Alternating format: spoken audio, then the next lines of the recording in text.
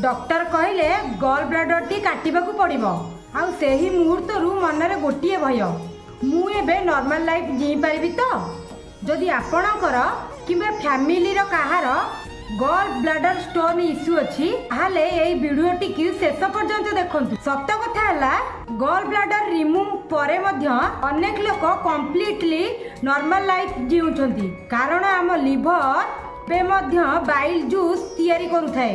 Gall bladder रो काम mainly bile को store करिबा किंतु एठी गोटे इंपोर्टेंट ट्विस्ट अछि गॉल ब्लाडर नथिबारु बाइल प्रॉपर अमाउंट रे स्टोर होई पारे नहीं तेणु सर्जरी परे मध्य जदि सेम अनहेल्दी लाइफस्टाइल कंटिन्यू करिवे बा जेउ कारणरू गॉल ब्लाडर रे स्टोन फॉर्मेशन हेइथिला ताकू जदि आमे रिवर्सिबल न करिबा आपनक बॉडी रे gas acidity loose motion heavy food digest करिबारे प्रॉब्लम यही सब सिम्पटम्स देखा दे पारे। तारू इम्पोर्टेंट कथा कौन जानती बड़ स्टोन रिमूव कले हेबनी जेउ लाइफस्टाइल पे स्टोन हेउथिला सेही लाइफस्टाइल को मध्य चेंज करबा दरकार। डेरी राती रे डिनर करबा too much oily food intake करबा लो फिजिकली एक्टिविटी स्ट्रेसफुल एनवायरनमेंट रे रहिबा पानी कम पीबा ए सब को इग्नोर कले